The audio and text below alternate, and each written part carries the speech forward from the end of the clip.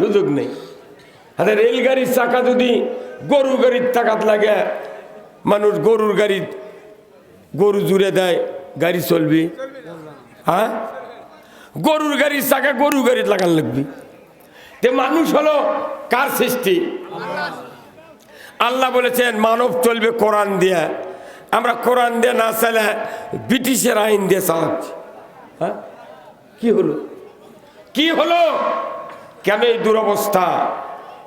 আমার ভাইরা, আজ থেকে ১৫০০ বছর আগে আল্লাহ রাব্বুল আলামিন কোরআনুল কারীম আয়াত নাযিল করে দিয়ে বললেন, কুল ইন কুনতুম তুহিব্বুনাল্লাহ ফাত্তাবিউনি ইউহিব্বুকুমুল্লাহ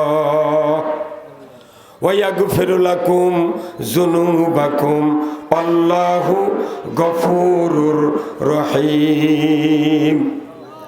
আমার আল্লাহ বলেছেন, নবী আপনি বলে দিন আপনার উম্মতের ভেতরে তারা যদি আমি আল্লাহ আমাকে যদি ভালোবাসতে চায় তাহলে যেন ফাত্তাবিউনি আপনার অনুসরণ করে, আপনার ইত্তেবা করে। আপনার অনুসরণের মাধ্যমে যদি আমি আল্লাহ আমাকে ভালোবাসে, আমি রব্বুল আলামিন ইউহিব্বুকুমুল্লাহ আমিও তোমাদেরকে ভালোবাসবো। শুধু ভালোবেসেই ক্ষান্ত হব না, আমি আল্লাহ বলে দিচ্ছি ইয়াগফিরু লাকুম যুনুবাকুম, আমি আল্লাহ সকল উম্মতের তামাম জীবনের গুনাহগুলি মাফ করে দিব। গুনাহ মাফ করবেন কে? মানতে হবে কার আদর্শ? রসুলের। কার আদর্শ? রসুলের আদর্শ যদি মানি আল্লাহ তাআলা গুনাহ মাফ করে দিবেন। তাহলে দুনিয়ার কোনো নেতা নেত্রীর আদর্শ মানা যাবে না, আদর্শ মানতে হবে রসুলের। জোরে বলুন ঠিক কিনা? তাহলে আমার নেতা, তোমার নেতা বিশ্ব নবী মোস্তফা। আমার নেতা, তোমার নেতা, সবাই বলেন কি? আমার নেতা, তোমার নেতা বিশ্ব নবী মোস্তফা। এই নবীর আদর্শ মানলে আল্লাহ তাআলা জীবনের সব গুনাহ মাফ করে দিবে। আমার রাসূল বলেছেন, মান আহাব্বা সুন্নতি ফাকাদ আহাব্বানি ওয়া মান আহাব্বানি কানা মাই ফিল জান্নাহ। আমার রাসূল বলেছেন, যারা আমার সুন্নাতকে ভালোবাসলো তারা আমাকে ভালোবাসলো, যারা আমাকে ভালোবাসলো আমার সাথে তারা বেহেশতে থাকবে। আপনাকে রসুলের সুন্নাত মানতে রাজি আছেন? আলহামদুলিল্লাহ। তাহলে আপনার রসুলের সাথে জান্নাতে থাকবেন। আমার নবী বলেছেন, আমার জীবনে যদি হাজারো সুন্নাত থাকে, সর্বপ্রথম ১ নাম্বার সুন্নাত হলো কোরআন দিয়া পৃথিবী চালান। জোরে কোন মারহাবা।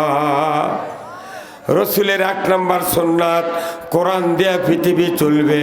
কোরআনের আইন দিয়ে যদি পৃথিবী চলতো, সুদ থাকবে না, চুরি থাকবে না, জানা থাকবে না, রাহাজানি থাকবে না, ঘুষ থাকবে না, অন্যায় থাকবে না। পৃথিবীটা হবে খয়রুল কুরুনি, সর্বসেরা যুগ। জোরে কন্যা সুবহানাল্লাহ।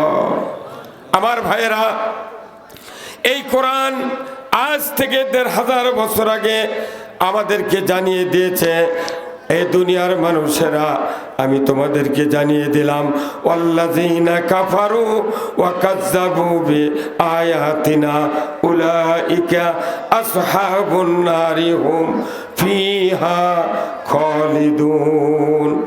যারা কোরআনের এই কথাগুলিকে অবিশ্বাস করবে, মিথ্যা মনে করবে, যারা কোরআনকে অবিশ্বাস করে কোরআনের পথে চলবে না, কোরআনকে মিথ্যা মনে করে অন্য কিছু দিয়ে চলবে, আমার আল্লাহ বলেছেন তারা জাহান্নামের আগুনের সাথী সঙ্গী হবে। যদি বলুন ঠিক কিনা? বলুন তো, আমাদের দেশে ডায়াবেটিসের রোগী আছে না নাই? জোরে করে আছে না নাই?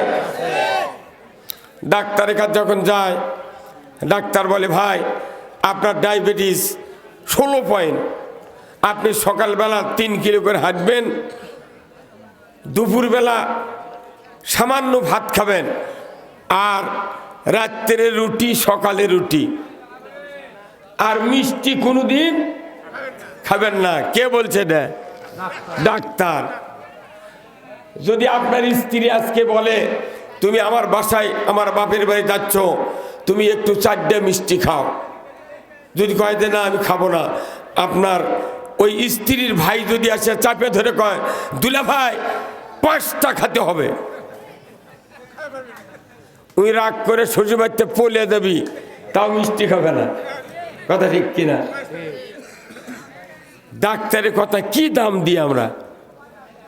আর আল্লাহ বলছেন কোরআনের কথা অবিশ্বাস করলে তুমি জাহান্নামে যাবে, এনাও তোয়াক্কা করি না। কথা ঠিক কিনা? হ্যাঁ, ইস আমার ভাইরা, আল্লাহ রাব্বুল আলামিন কোরআনুল কারিমে বলছেন দুনিয়ার মানুষেরা তোমরা যদি রসুলের আদর্শ মানো, আমি রব্বুল আলামিন তোমাদেরকে তামাম জীবনের গুনাহগুলি মাফ করে দেব, সব মাফ। আল্লাহ কোরআনে বলছেন লাকাদ কানা লাকুম ফি রাসূলিল্লাহি উসওয়াতুন হাসানা লিমান কানা ইয়ারজুল্লাহ ওয়াল ইয়াউমিল আখির। আল্লাহ বলেছেন তোমরা যদি আখিরাতের আযাব থেকে বাঁচতে চাও, জাহান্নাম থেকে মুক্তি পেতে চাও, তাহলে তোমরা রসুলের আদর্শকে উত্তম নমুনা হিসেবে গ্রহণ করো। জোরে করো আল্লাহু আকবার। রসুলের আদর্শ কি? 1 নাম্বার আদর্শ কোরআনের আইন মানা, 2 নাম্বার আদর্শ হলো কোরআনের জ্ঞান অর্জন করা, 3 নাম্বার আদর্শ হলো রসুলের পথে চলা, 4 নাম্বার আদর্শ হলো নামাজকে কায়েম করা।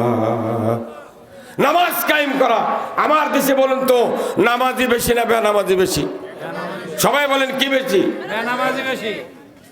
এত বক্তৃতা, তারপরে আমার দেশে দেখা যায় বক্তার বেটায় বেনামাজি। কতক্ষণ? ইমামের বেটা ডবল বেনামাজি, মুয়াজ্জিনের বেটা রিডবল বেনামাজি, মোতাল্লির বেটা টিপুল বেনামাজি, হাজির বেটা ওযুই জানে না। তাহলে এই বেনামাজিদেরকে কে নামাজি বানাবে? বলেন তো কে বানাবে? কার টাকা পড়ছে এই বেনামাজির হাত পাও ধরে নামাজি বানান লাগবে? আমার আল্লাহ বলছেন সূরা হজের 41 নম্বর আয়াত, ও দুনিয়ার রাষ্ট্রপতি, ও দুনিয়ার সরকার, তোমরা যদি মুসলমান হও তোমরা নামাজের আইন চালু করো। জোরে করো আল্লাহু আকবার। নামাজের আইন চালু করবে সরকার। আমরা বক্তৃতা দিলে মানুষ নামাজ কায়েম করতে পারে না।